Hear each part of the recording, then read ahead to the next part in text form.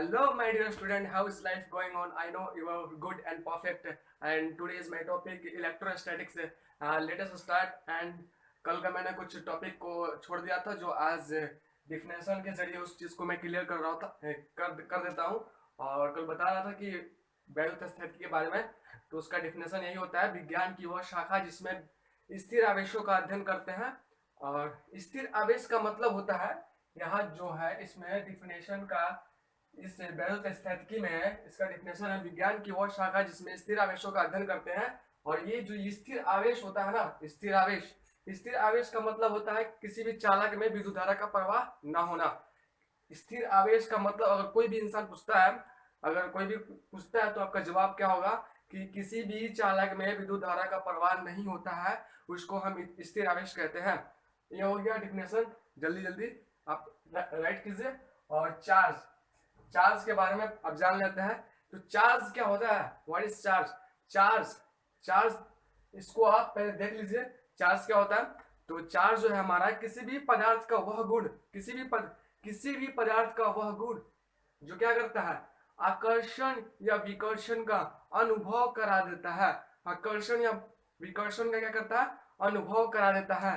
देखिए यहाँ पे आप इस चीज को पढ़िए, किसी भी पदार्थ का वह गुण जिसके कारण कोई वस्तु आकर्षण या प्रतिकर्षण का अनुभव कराता है। आकर्षण या प्रतिकर्षण का मतलब क्या होता है? आकर्षण का मतलब कोई भी चीज आपस में अट्रैक्ट कर लेना, और प्रतिकर्षण का मतलब होता है कोई भी चीज एक दूसरे से दूर हटना। तो इस चीज को आप क्लियर हो चुके होंगे। तो चार्ज जो है, चार्ज दो प्रकार के होते हैं, एक धन आवेश और ऋण आवेश। धन आवेश और दूसरा ऋण आवेश। धन का मतलब होता है प्लस यानी पॉजिटिव चार्ज, और नेगेटिव वाला जो होता है उसको बोलते हैं ऋणात्मक, है ना। ठीक है, धन जो होता है दो प्रकार के होते हैं, धनात्मक और ऋणात्मक। और धन और ऋण का जो है, सबसे पहले आवेश में सबसे पहले धन और ऋण का प्रयोग किस वैज्ञानिक ने किया था? तो बेंजामिन फ्रैंकलिन ने किया था। नोट पॉइंट है, जल्दी से इसको लिखा जाए। Benjamin Benjamin Franklin Franklin Benjamin Franklin ने सबसे पहले धन और ऋण आवेश पे क्या किया, उस चीज को खोज किया। धन और ऋण आवेश को, positive charge and negative charge को सबसे पहले हमारे बेंजामिन फ्रैंकलिन वैज्ञानिक ने सबसे पहले इस चीज को अध्ययन किया था। नोट किया जाए फटाफट।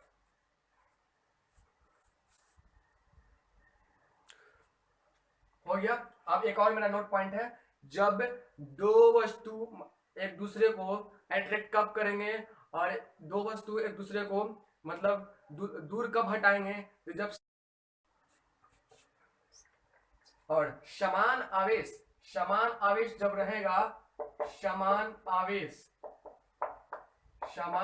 जब रहेगा तो कौन सा बल लगता है? तो समान आवेश में प्रतिकर्षण बल लगता है, प्रतिकर्षण बल। और समान नहीं रहेगा, अगर विपरीत रहेगा एक दूसरे के, तो कौन सा बल लगेगा? विपरीत अगर आवेश रहता है तो उनके बीच में कौन सा बल लगता है? आकर्षण बल। नोट किया जाए जल्दी जल्दी। आकर्षण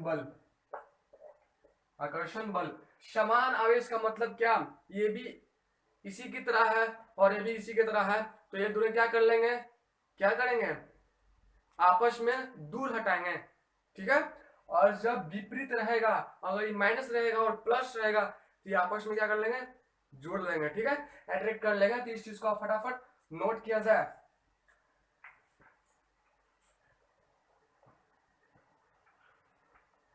अब आगे चलते हैं। बल उत्पन्न करने की तीन भौतिक राशियां होती है।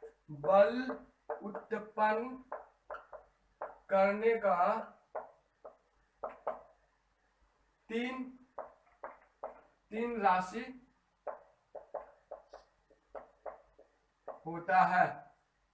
ठीक है, फर्स्ट में क्या होता है? द्रव्यमान। फर्स्ट में मेरा होता है द्रव्यमान, सेकंड में क्या होता है? आवेश, और थर्ड में क्या होता है? चुंबकत्व। द्रव्यमान, आवेश, चुंबकत्व क्या है?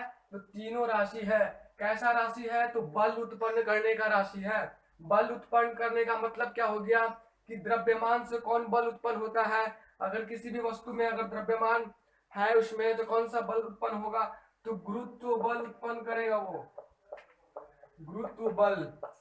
गुरुत्व बल का खोज किसने किया था? सबसे पहले हमारे न्यूटन बाबा ने किए थे, जिसे हम न्यूटन का गुरुत्वाकर्षण नियम कहते हैं। ये चीज आप लिखते चलिए। आवेश का मतलब होता है, सॉरी, आवेश से कौन सा बल उत्पन्न होता है? तो विद्युत बल, विद्युत विद्युत बल उत्पन्न होता है। और चुंबकत्व से चुंबकीय बल, चुंबकीय बल, चुंबकीय बल, ये तीनों क्या है? राशि है, जिससे द्रव्यमान से गुरुत्व बल उत्पन्न होता है, आवेश से विद्युत बल, और चुंबकत्व से चुंबकीय बल। द्रव्यमान से गुरुत्व बल का मतलब ये हो गया, द्रव्य जहां द्रव्यमान रहेगा वहां पे गुरुत्व बल उत्पन्न होता है। आवेश रहेगा तो विद्युत बल उत्पन्न होता है, वैद्युत वाला बल उत्पन्न होता है। अगर चुंबकत्व रहता है तो चुंबकीय बल का उत्पन्न होता है। और ये गुरुत्व बल का सबसे पहले खोज न्यूटन बाबा ने किए थे, और इसी को हम बोलते हैं न्यूटन का गुरुत्वाकर्षण नियम। ठीक है, न्यूटन का गुरुत्वाकर्षण नियम। और जहां मास रहेगा वहां गुरुत्वाकर्षण नियम का फॉलो तो होता ही है। ठीक है, तो जहां मास रहेगा, द्रव्यमान रहेगा, वहां पे गुरुत्व बल लगता है। और गुरुत्व बल में कौन सा बल लगता है? तो आकर्षण वाला होता है। ठीक है, गुरुत्व बल जहां दिया रहेगा तो उसमें क्या होगा? आकर्षण वाला होगा। और आवेश, आवेश जो है ना विद्युत बल उत्पन्न करता है। और इस चीज का खोज किसने किया? हमारे कूलम ने किए थे, कूलम ने किए थे। ठीक है, तो कूलम ने क्या बताया कि आवेश पे प्लस चार्ज भी हो सकता है, नेगेटिव चार्ज भी हो सकता है, और शून्य भी हो सकता है। इसलिए हम कह सकते हैं कि आवेश जो है आकर्षण भी कर सकता है और प्रतिकर्षण भी कर सकता है। इस चीज को आप लिखिए फटाफट।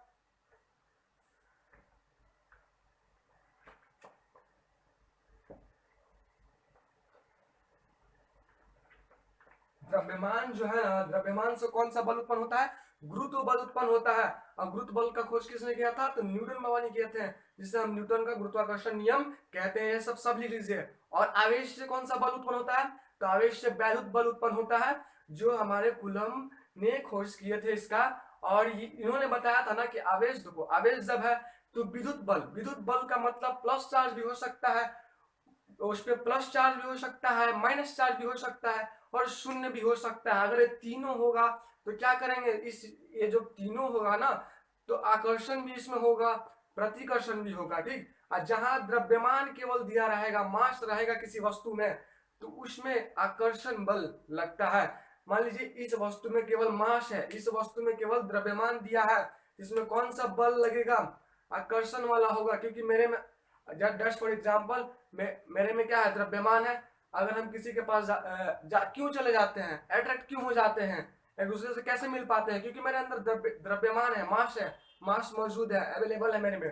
तो ये जो क्या कहता है? द्रव्यमान, द्रव्यमान जिसमें रहेगा वो अट्रैक्ट करेगा, आवेश जिसमें रहेगा वो अट्रैक्ट भी कर सकता है, और क्या करेगा? मतलब दूर भी ले जा सकता है। मतलब प्लस चार्ज भी लगेगा उसमें, माइनस चार्ज भी हो सकता है, शून्य भी हो सकता है। आवेश है, आवेश को हम कह नहीं सकते हैं कि उसमें कौन सा चार्ज लगेगा। अगर किसी वस्तु में द्रव्यमान भी दिया है और आवेश भी दिया है, अगर किसी वस्तु में द्रव्यमान भी दिया है, ठीक, और आवेश भी दिया है, तो इन दोनों में सबसे पहले कौन सा बल बड़ा होगा? तो हमारा आवेश वाला बल बड़ा होगा। और आवेश वाला बल को सबसे पहले सेलेक्ट करेंगे, क्योंकि आवेश का बल ही सबसे बड़ा होता है। और ये जो है ना, इस वस्तु में अगर मान लीजिए कोई वस्तु है, ये मेरा वस्तु है, इसमें द्रव्यमान भी दिया है और आवेश भी दिया है, तो सबसे पहले जब दिया है इन दोनों में, तो पहले अगर कोई पूछेगा तो इसमें कौन सा बल बड़ा होगा? द्रव्यमान वाला, या हमारे न्यूटन जी वाला, या कूलम जी वाला? तो क्या बोलेंगे हम? कूलम जी वाला जो बल होगा इसमें बड़ा होगा, क्योंकि चार्ज है उसमें, प्लस माइनस और ये शून्य कुछ भी हो सकता है, इसलिए चार्ज वाला बल बड़ा होता है। और द्रव्यमान से कौन सा? द्रव्यमान, द्रव्यमान द्रव्यमान से क्या होता है? वह राशि जिससे गुरुत्व बल का निर्माण होता है। इस चीज को आप लिख लीजिए। वह राशि जिससे गुरुत्व बल का निर्माण होता है उसे द्रव्यमान कहते हैं। और मान लीजिए कोई वस्तु एम है, ठीक है, m1 तथा m2 है, ठीक। और इन दोनों का बीच का दूरी r है, इन दोनों के बीच का दूरी r है, तो मेरा f बराबर क्या हो जाएगा, k f बराबर g m1 m2 बटा में r स्क्वायर। g यहाँ पे क्या है, गुरुत्व बल है, ठीक है। g यहाँ पे, g का वैल्यू क्या, सॉरी g यहाँ पे एक क्या बोलते हैं, नियतांक का काम कर रहा है, नियतांक का काम कर रहा है g यहाँ पे, जो नहीं बोलते हैं इस चीज को नियतांक। और g का वैल्यू होता है 6.67 गुणे 10 to power -11 newton metre square बटा में केजी का स्क्वायर होता है, ठीक है। और न्यूटन मीटर स्क्वायर क्यों लगा है, क्योंकि एफ बल जहां दिया रहेगा वहां न्यूटन तो होगा ही। और केजी क्यों लगा है, क्योंकि इसमें द्रव्यमान है, m1 और m2 एक वस्तु है और इसमें द्रव्यमान पहले से मौजूद है, और इस चीज को मान के हम लेकर चल रहे हैं, और इन दोनों का बीच का दूरी r ले लिए हैं, तो F बराबर क्या निकल गया मेरा, g m1 m2 बटा में r स्क्वायर। g यहाँ पे क्या है, नियतांक है, नियत है, यहाँ पे नियत का काम कर रहा है, नियतांक है, एक स्थिरांक है, ठीक है। और g का वैल्यू होता है 6.67 गुणे 10 का पावर -11 न्यूटन मीटर स्क्वायर बटा में केजी का स्क्वायर। इस चीज को आप फटाक से नोट किया जाए, नोट नंबर मेरा 1 है। एक द्रव्यमान से ये बल उत्पन्न होता है, F बराबर जी m1 m2 बटा में r स्क्वायर। और आवेश से कौन सा बल उत्पन्न होता है, आवेश से F बराबर के q1 q2 बटा में r स्क्वायर, ठीक है। अगर हम कोई वस्तु में q1 और q2 ले लिए हैं और इन दोनों का बीच का दूरी r है, तो हम F बराबर लेके चलेंगे। आवेश वाला में बता रहे हैं हम, आवेश बल उत्पन्न करने का 3 राशियां, द्रव्यमान और आवेश। द्रव्यमान से कौन बल उत्पन्न होगा, ये वाला, ठीक है। और आवेश से ये वाला। और के का मान कितना होता है, 9.9 गुणे 10 to पावर 9, ठीक है। और क्या होता है इसमें, यहाँ पे कूलम का स्क्वायर होता है, यहाँ न्यूटन मीटर स्क्वायर। ओ, क्योंकि हमने तो ध्यान दिया ही नहीं, क्या बोलते हैं, एफ है, जहां एफ है ना, जहां एफ रहेगा वहां न्यूटन मीटर स्क्वायर, क्योंकि बल का जो ऐसे मात्रक होता है न्यूटन, ठीक है, बल का ऐसे मात्रक न्यूटन होता है। इस हिसाब से यहाँ पे आवेश भी लगा है, इसलिए। और ठीक है, और के का वैल्यू कितना होता है, 9.9 गुणे 10 का पावर 9 न्यूटन मीटर स्क्वायर बटा में कूलम के स्क्वायर। इस चीज को आप नोट किया जाए, जहां द्रव्यमान रहेगा वहां ये फॉर्मूला लगता है, F बराबर जी m1 m2 बटा में r स्क्वायर। जी का मान होता है 6.67 गुणे 10 - 11 न्यूटन मीटर स्क्वायर बटा में केजी का स्क्वायर होता है, और दशमलव जो है यहाँ पे होता है, ठीक। और जब आवेश वाला में आवेश कौन सा बल उत्पन्न करता है, तो वैद्युत बल, उसमें कूलम जी ने खोज किया था, ठीक है, ठीक, क्लियर है। और इसका फॉर्मूला होता है F बराबर के q1 q2 बटा में r स्क्वायर। के का वैल्यू होता है 9.9 गुणे 10 का पावर 9 न्यूटन मीटर स्क्वायर बटा में कूलम का स्क्वायर। न्यूटन क्यों लगा है, क्योंकि यहाँ पे बल है तो न्यूटन लगा, ठीक है। और कूलम क्यों लगा है, क्योंकि इसका खोज कूलम ने दिया था। आप ऐसा समझ लीजिए, इजी, ठीक है, फटाफट नोट कीजिए आप। और आज के लिए मेरा इतना ही, और अगले नेक्स्ट वीडियो में आपको इसका आगे वाला जो दो बिंदु के बीच में कैसा आकर्षण कैसे होता है, विकर्षण कैसे होता है, और ये द्रव्यमान और आवेश क्या बोलते हैं, द्रव्यमान और आवेश में, इस वस्तु में अगर द्रव्यमान भी दिया है और आवेश भी दिया है, तो आवेश वाला बल बड़ा होता है। आवेश वाला फॉर्मूला लगा के हम सॉल्व करेंगे उस चीज को, ठीक है। और ये चीज को आप लिख लीजिए, मेरा यहीं पे वीडियो खत्म होता है। और अगला चीज देखने के लिए, अगर आगे वाला इसका टॉपिक देखने के लिए, आप जरूर मेरा पेज को आप देखिए, और अच्छा लगता है तो आप लाइक कीजिए। Thank you very much.